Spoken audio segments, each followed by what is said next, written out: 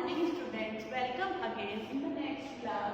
In previous class we have learned chapter 2, sexual reproduction in flowering plants. But today we will start the new chapter, new unit, the chapter 11, biotechnology, principle and process. Biotechnology, principle and process. What is the biotechnology? Biotechnology means use of technologies and products for the human welfare are included in biotechnology. From the ancient time, the many processes are included in biotechnology, like change of milk change into the curd, juice of sugar cane change into the vinegar. These all are included in the biotechnology.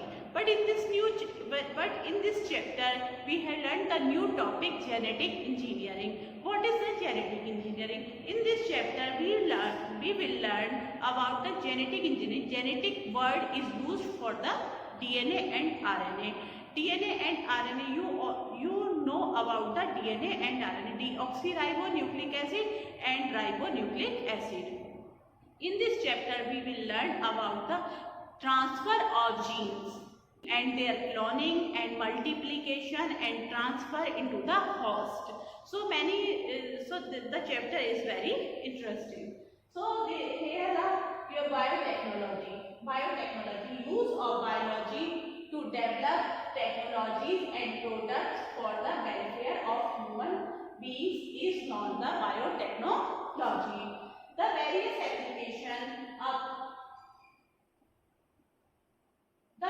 applications are included in this therapeutic, means medicine, diagnostic जितने भी test होते हैं, जितने भी laboratory में disease से related blood test, urine test, these are the common test.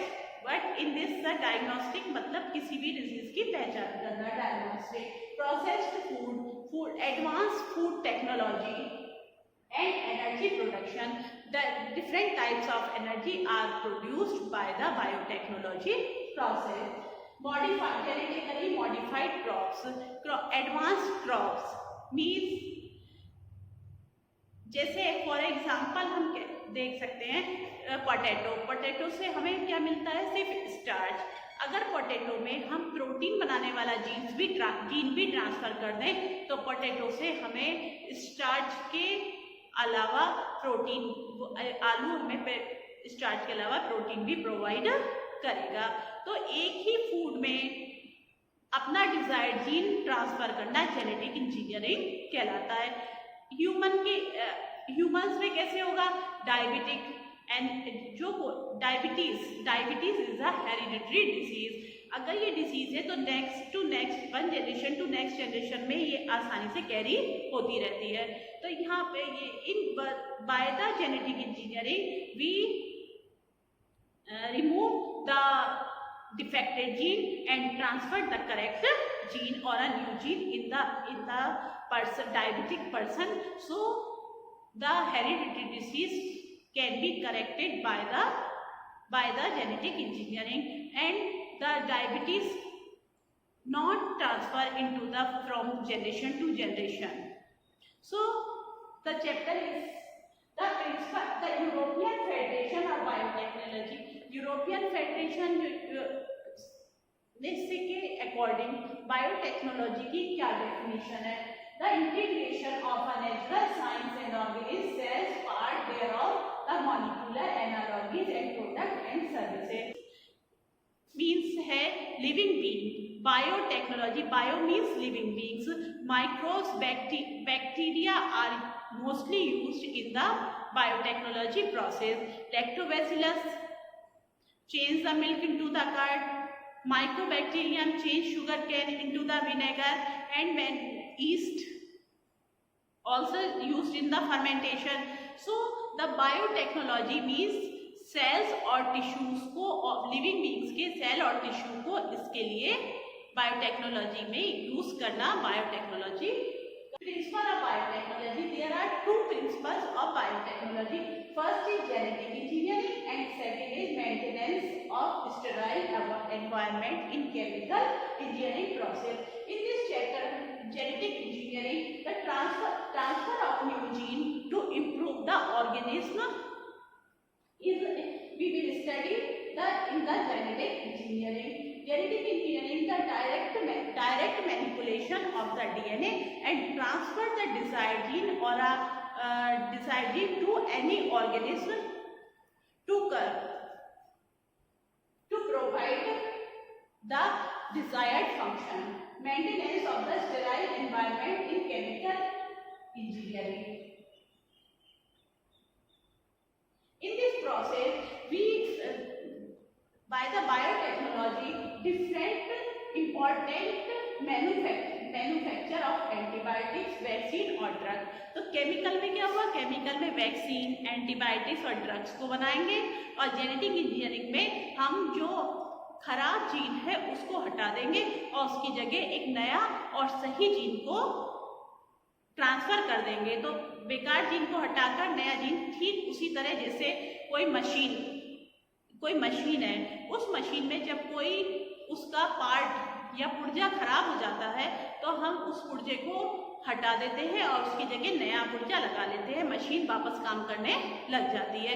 ठीक उसी तरह से जेनेटिक इंजीनियरिंग में हम जो खराब जीन है जिसने काम करना बंद कर दिया है उसको हटा देंगे और उसकी जगह एक न्यू जीन ट्रांसफर कर देंगे, जिससे वो डिजीज या जो प्रॉब्लम है वो खत्म हो जाएगी और बॉडी नॉर्मल वर्क करने लगेगी. और केमिकल में हम ड्रग्स मीन्स मेडिसिन आदि को बनाएंगे. There are 3 steps of genetic engineering. Development of recombinant DNA. Recombinant DNA, in short rDNA. rDNA recombinant. जब हम अपना जीन किसी में ट्रांसफर कर देते हैं तो वो क्या बन जाता है? Recombinant DNA. मीन्स जिस जीन को हमें ट्रांसफर करना है, फॉर एग्जाम्पल कोई डायबिटिक पर्सन है तो उसमें डायबिटीज यानी इंसुलिन हार्मोन का बनना बंद हो गया है. अब हमें क्या करना है कि इंसुलिन हार्मोन अगर हम इंजेक्शन लेते हैं, मेडिसिन लेते हैं तो वो क्या है? परमानेंट क्योर नहीं है. हम चाहते हैं परमानेंट क्योर. तो जो डायबिटिक पर्सन है उसमें से हम जो इंसुलिन बनाने वाला जीन खराब हो गया है उसको हटा देंगे और उसकी जगह दूसरा नया इंसुलिन बनाने वाला जीन ट्रांसफर कर देंगे. तो अब जो हमारी बॉडी क्या हुई? नेचुरल नहीं रही, क्योंकि हमने उसमें जो फॉरेन जीन है, फॉरेन मतलब बाहर से कोई नया जीन बॉडी में चला गया है, तो ऐसी बॉडी को क्या कहते हैं?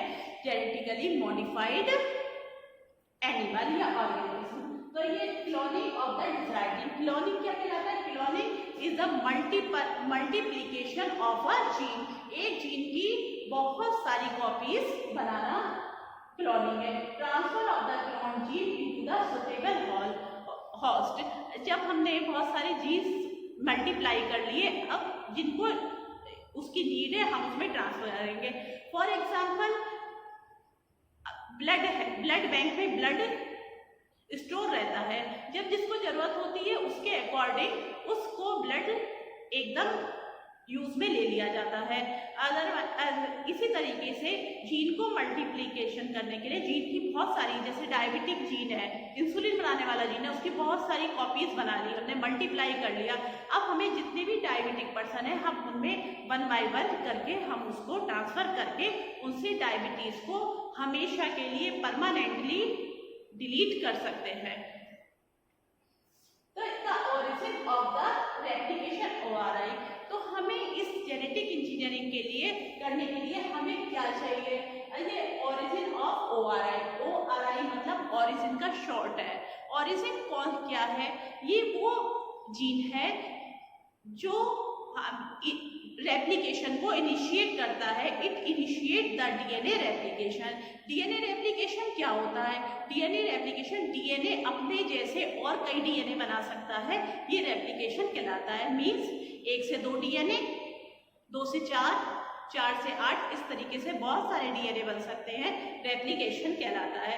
तो ये द जीन ORI जीन जहाँ है वहां पर हम अपना अपना डिजायर्ड जीन अगर जोड़ेंगे तो वो मल्टीप्लाई होता है। Next is cloning. Cloning is a process that multiplies identical copies of the template DNA. Cloning is a word clone, एक ही जैसी बहुत सारी चीजें बनाना। आपने सुना होगा क्लोन, इतने सारे क्लोन पहले बने हुए थे। शीप का क्लोन बना हुआ था, शीप मतलब हम, क्लोनिंग क्लोन मतलब हम शक्ल। तो जो डीएनए की क्लोनिंग कर रहे हैं हम यहाँ पर, तो एक जैसे डीएनए, उसी के जैसे प्रॉपर्टीज वाले बहुत सारे डीएनए बनाना क्लोनिंग कहलाता है। तो the process of making multiple copies of a antibiotic resistant gene, the gene in certain microorganism that provide the resistance to the genes. Resistance antibiotic, कुछ प्लाज्मिड में मल्टीप्लिकेशन में ऐसे एंटीबायोटिक्स होते हैं जो स्पेसिफिक एंटीबायोटिक्स होते हैं जो माइक्रो ऑर्गेनिज्म की ग्रोथ को इनहिबिट करते हैं। Next is restriction enzyme. Restriction enzyme is called the molecular scissor. This is very important. Restriction enzyme cut the DNA from the specific site. यानी ये डीएनए को विशेष स्थानों से काटता है। डीएनए क्या है? DNA molecules, so it is called the molecular.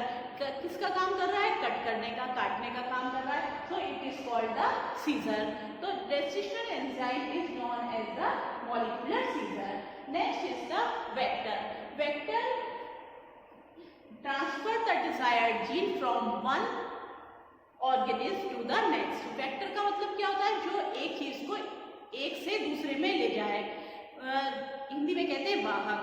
तो वाहक, vector transfer the one gene from the next generation means जैसे करेक्ट डिफेक्टेड जीन को निकालना है और करेक्ट जीन को निकालना है, तो ये कौन काम करेगा? Vector. Ligase enzyme is responsible for the joining of desired gene and the foreign gene.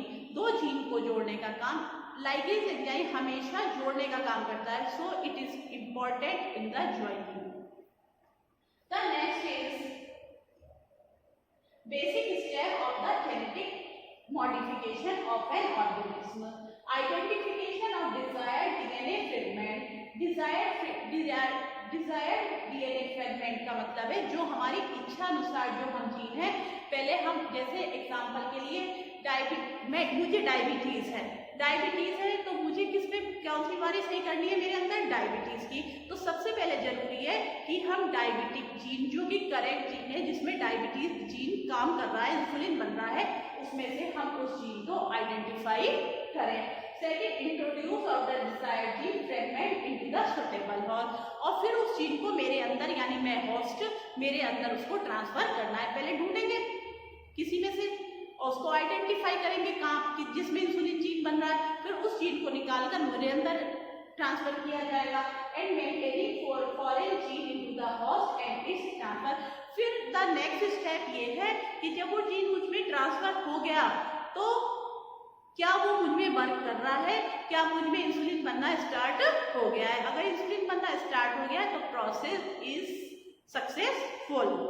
तो सबसे पहले आइडेंटिफाई करेंगे जीन को, फिर ट्रांसफर करेंगे, और फिर ट्रांसफर करने के बाद वो होस्ट में आइडेंटिफाई होना चाहिए, वर्क करना चाहिए। तो tools of the genetic engineering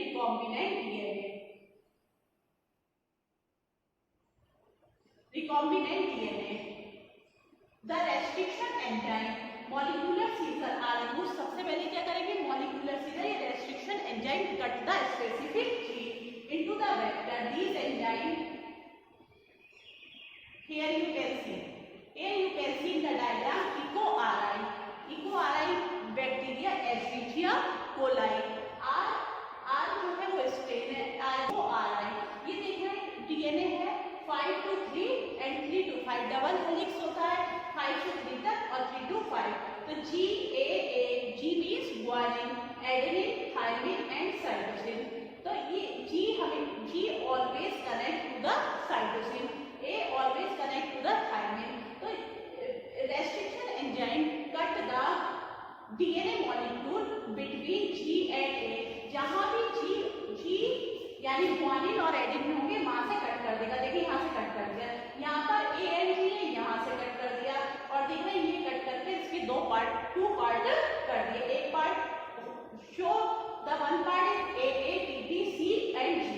and the other part GCTDA8.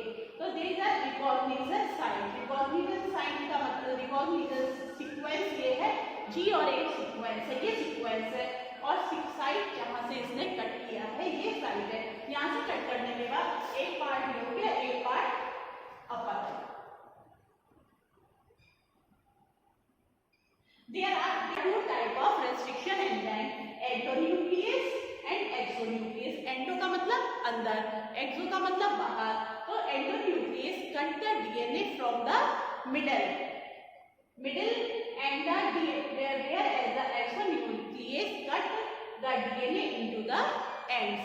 end से देखें DNA endonuclease एंजाइम मिडल से कट करता है डीएनए को, जबकि एक्सोन्यूक्लियस एंजाइम जो है मार्जिन एंड है यहाँ से कट करता है। एक्सोन्यूक्लियस बाहर से और एंडोन्यूक्लियस मिडल से कट करता है। Recognition site, here you can see this is the rDNA technology, recombinant DNA technology. This is the DNA, the enzyme or cut from the restriction vector DNA और foreign DNA। ये वो DNA है जो हमने insulin का transfer करना है। Vector DNA वो है जिसकी वजह से वो DNA मेरे अंदर ट्रांसफर होगा। तो द वेक्टर DNA देखें, इसको भी हमने सेम रेस्ट्रिक्शन एंजाइम से कट किया है, इसको भी, और इनको देखा ये कट हो गया है और इन दोनों को आपस में अटैच कर दिया है। This is called the recombinant DNA, क्योंकि अब दोनों जुड़कर क्या बन गया है, एक बन गया है। ये इधर देख रहे रेड कलर से शो है, इधर ब्लैक कलर, दोनों आपस में अटैच हो गए। So it is called the recombinant DNA.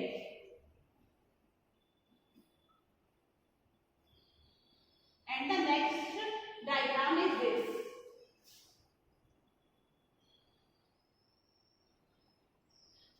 Here, this is a foreign DNA. Foreign DNA means जो हमें किसी में भी ट्रांसफर करना है, प्लांट में, ऑर्गेनिज्म में, जिसमें भी जो जीन ट्रांसफर करना है, हम इसे यहाँ पर मान के चल सकते हैं ये इंसुलिन बनाने वाला जीन है। इंसुलिन बनाने वाला जीन फॉरेन जीन है, ये वेक्टर है। Vector is a plasmid. Plasmid क्या होते हैं? Plasmid present in a bacteria, only in bacteria.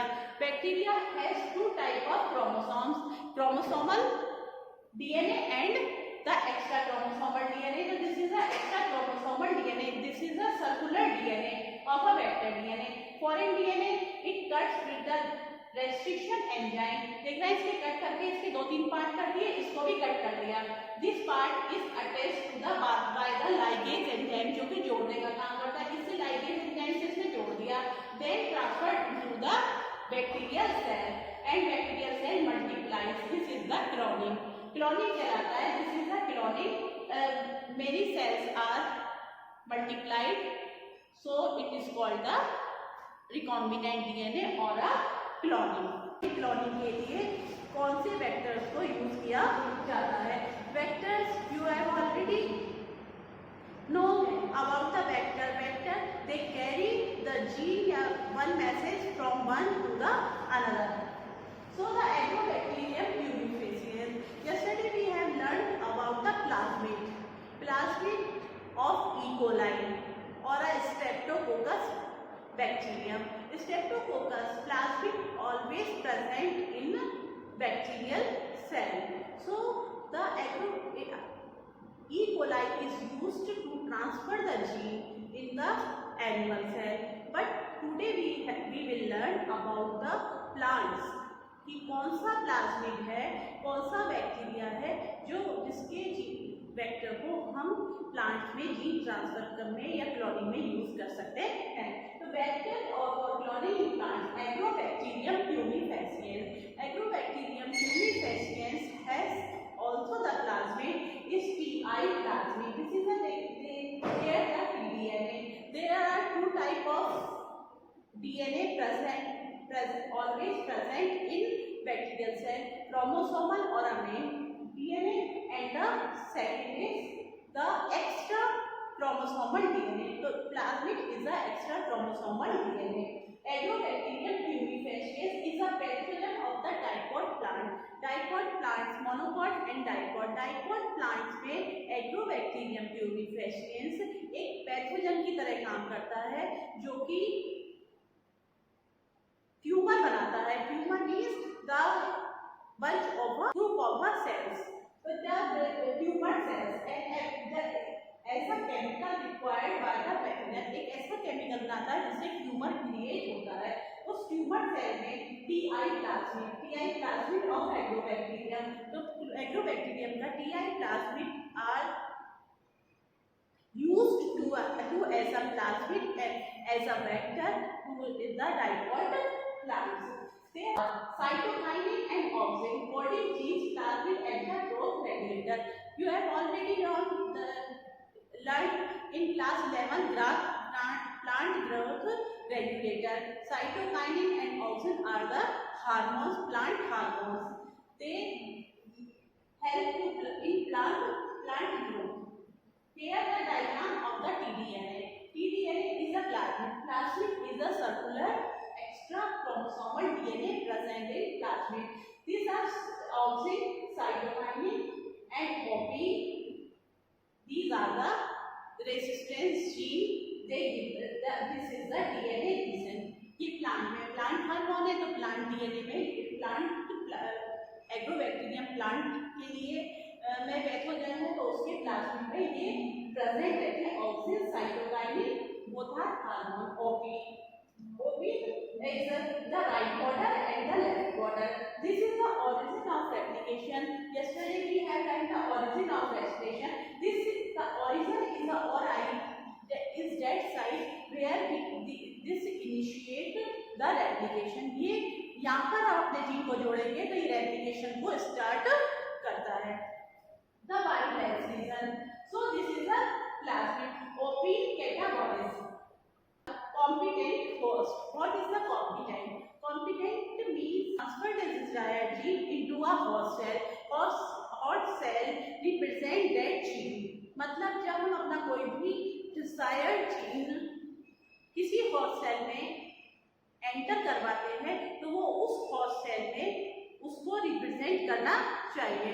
तो रिप्रेजेंट करने के लिए हमें सेल को अलाउ करना पड़ता है डिफरेंट मेथड से। तो there are many methods from which we make a host competent for a desirable और for a gene. The first is we keep the cells or a tissue at a high temperature, means the 42 degree Celsius। 42 degree Celsius पर सबसे पहले हम उस cell को heat shock देंगे। They provide the heat shock at the temperature of 42, एकदम high temperature पर heat shock देंगे, जिससे सेल वॉल जो प्लांट सेल है, plant cell has a cell wall stretch हो जाती, वो स्ट्रेच हो जाती है। And then one to keep the cell in 42 degree Celsius 1 or 2 minute and then place to the ice. फिर एकदम से आइस में रखते हैं। आइस में रखने से क्या होगा, वो कॉन्ट्रैक्ट हो जाती, श्रिंक हो जाती है और हाई टेम्परेचर पर रखने पर रिलैक्स हो जाती है या फैल जाती है, इसे कह सकते हैं। 42 डिग्री सेल्सियस पर जब रखेंगे तो वो फैल जाती है और फिर हम उसमें अपना डीएनए, डिजायर्ड डीएनए अंदर एंटर करवा देते हैं। फिर उसको इमीडिएटली आइस पर रखते हैं, जिससे वो वापस श्रिंक हो जाती है, अपने ओरिजिनल शेप में वापस आ जाती है। तो हम the first method is to provide the heat shock and biolistic और माइक्रो इंजेक्शन और a gene gun. Here the process, here the diagram of the gene gun. This is the gene gun. Gun में क्या होता है, bullet होता है, जिसे हम वो जब हम उसका ट्रिगर प्रेस करते हैं तो फोर्स से उसका बुलेट बाहर निकलता है और बहुत दूर तक जाकर वो एक बॉल को भी या किसी भी चीज को भेजकर बाहर निकल जाता है। इसी तरीके से यहाँ जीन गन है। गन मतलब जो फोर्स पर ट्रिगर काम करें और जीन जिससे हम बुलेट को नहीं, हम जीन को ट्रांसफर करवाएंगे प्लांट सेल के अंदर। तो gene gun is used for to transfer the gene into the plant cell. This is a gun barrel cartridge है, ये this is a plant cell है। तो ये ट्रांसफर करना है। This is a gene is enclosed by the gold और tungsten particle. जो gene है वो किससे कवर्ड रहते हैं, या तो गोल्ड से या टंगस्टन, दो मेटल है ये, इनके अंदर हम अपना जीन कवर्ड रहता है। और जब यहाँ पर हम जीन को इसमें माइक्रो पार्टिकल्स में इसमें यहाँ पर प्रोवाइड करते हैं, और जब हम इसे इसके माइक्रो प्रोजेक्टर है और पल्स ऑफ द हीलियम, जब हम इसको फोर्स करते हैं तो ये यहाँ से सीधे जो है वो प्लांट सेल के अंदर सेल वॉल्स को तोड़कर प्लांट सेल के अंदर न्यूक्लियस में डायरेक्ट इंजेक्ट हो जाते हैं। जीन गन बायोलिस्टिक भी, the other name is biolistic. And second is micro injection, used as a process by the vector-less process. This is a micro injection, this is a gene gun. Both are used as a process technique or a method by the vector-less. जिन cells में या जिन plants में, animals में vector को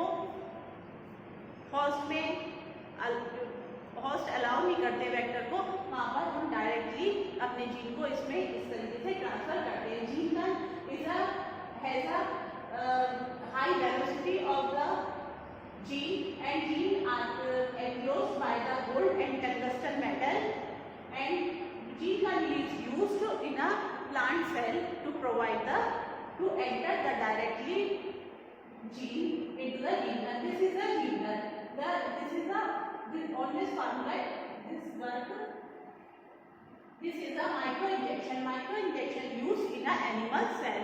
Animal cell does not have the plant cell wall, so the plasma membrane is the outer membrane, and this is the nucleus. Inject the desired gene into the injection and inject direct into the nucleus.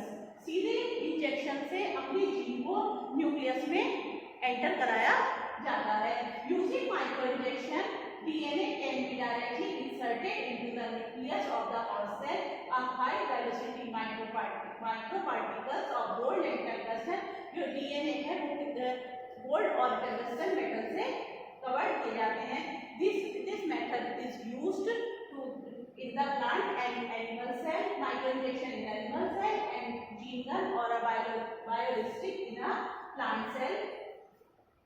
So the next topic is process of recombinant DNA technology. The first step is isolation of the genetic material. Genetic material is a DNA.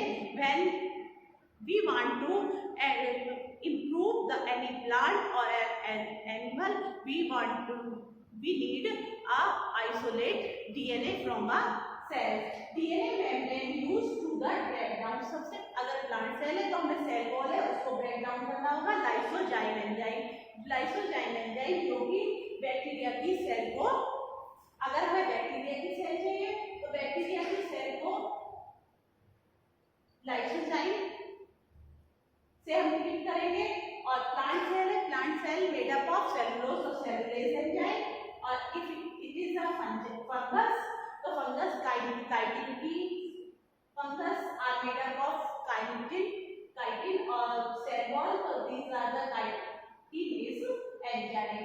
Ribonuclease enzyme used to remove the RNA where proteins are used to remove the protein. After this, the pure DNA can be obtained through the precipitation via ethanol. DNA is then obtained as a fine grade in a suspension. जो भी DNA है उसको ethanol से treat करेंगे। Cell wall को break करने के बाद हम DNA को न्यूक्लियस से निकालते हैं और उसे प्योर फॉर्म में प्रोवाइड करने के लिए हम उसे एथेनॉल से ट्रीट करते हैं। और second is restriction digestion of isolated enzyme.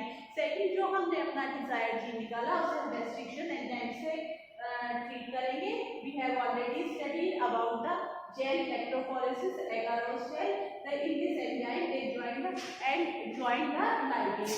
Lysozyme enzyme break the तोड़ने के लिए और ligase enzyme joining के लिए यूज किया जाता है। Joined by the ligase enzyme create amplification of gene of interest. कि उस चीज पॉलीमरेज चेन रिएक्शन और अ पीसीआर। पीसीआर का full form of PCR is polymerase chain reaction. Polymerase chain reaction is like a xerox machine. Xerox machine में जैसे हम एक paper रखते हैं, उसको कमांड देने के बाद हम उसकी कितनी भी हंड्रेड्स, थाउजेंड, कितनी भी हम उसकी कॉपीज को निकाल सकते हैं within a few minutes.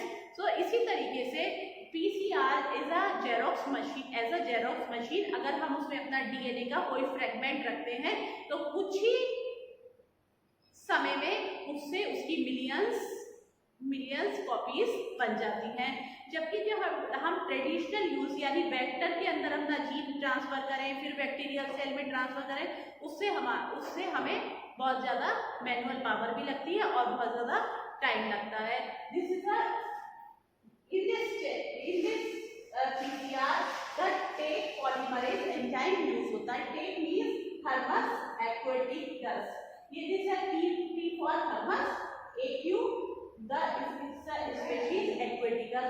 ये मतलब ये 80 to 100 डिग्री सेल्सियस पर भी ये एंजाइम, ये बैक्टीरिया जीवित रह सकता है। तो this is a PCR. This is a double helix. DNA is a double helix thread-like structure. 1 minus 5 and 3 to 5 alternate.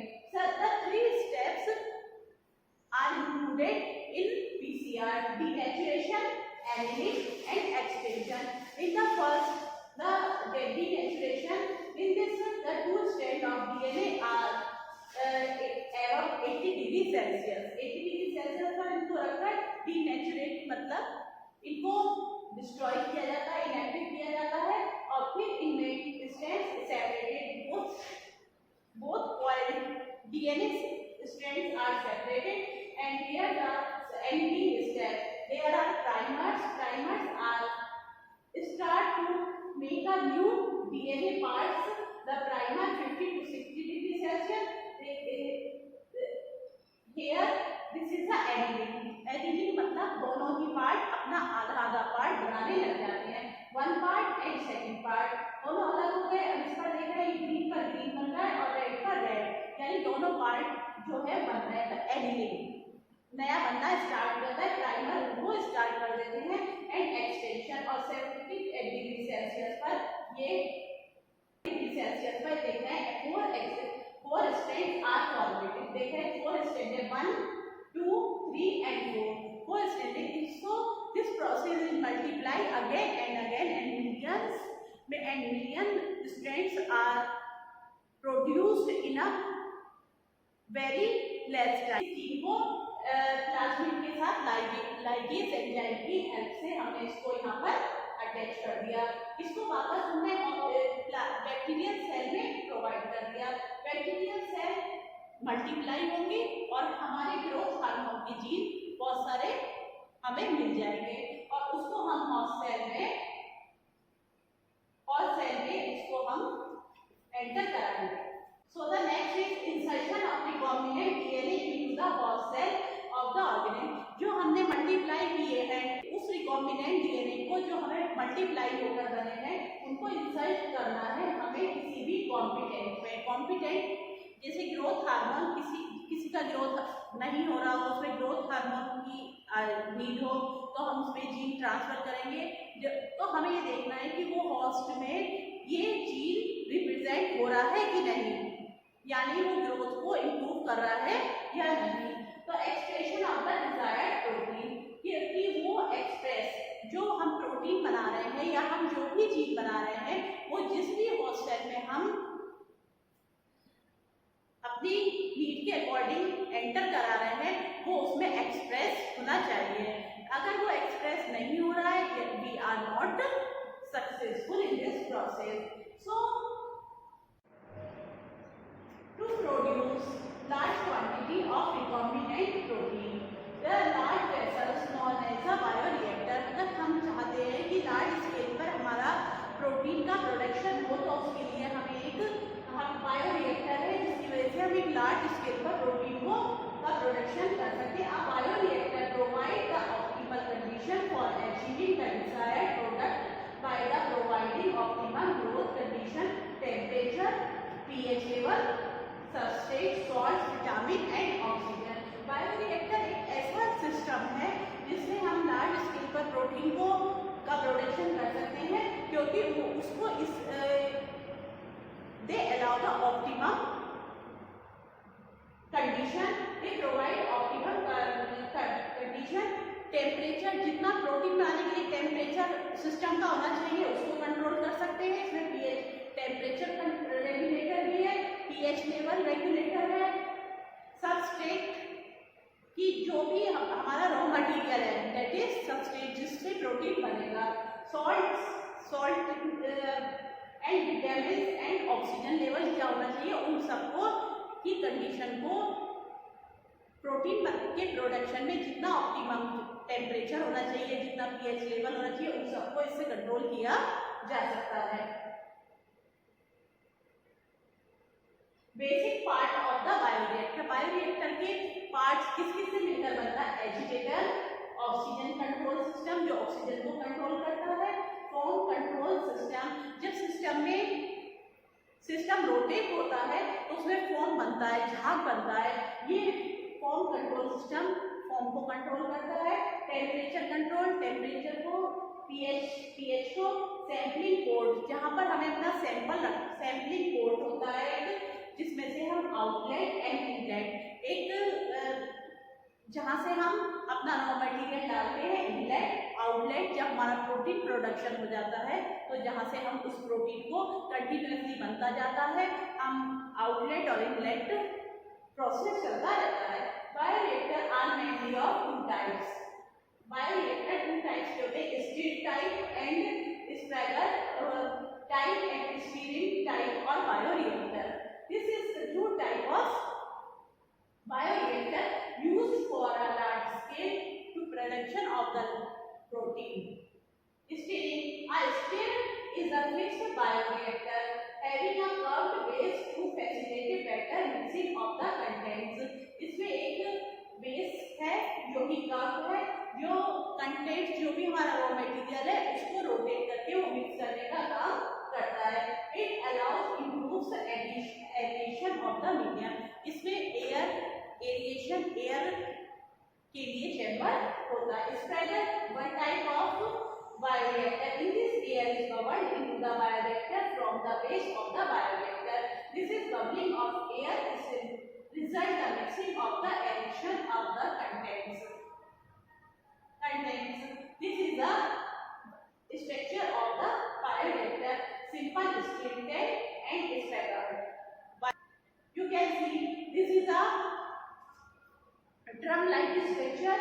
In this there are the interior or the flat cutter are when they rotate the form produced. This is a form breaker. ये form जो भी जब rotate होता है तो जो भी form बनता है उसको ही break down करता है।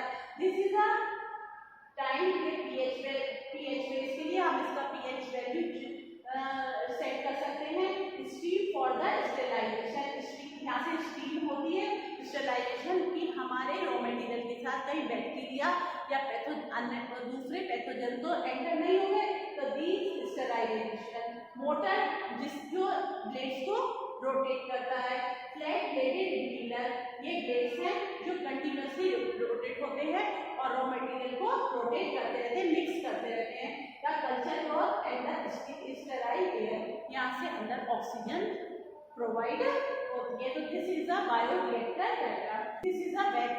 This bioreactor is very common bioreactor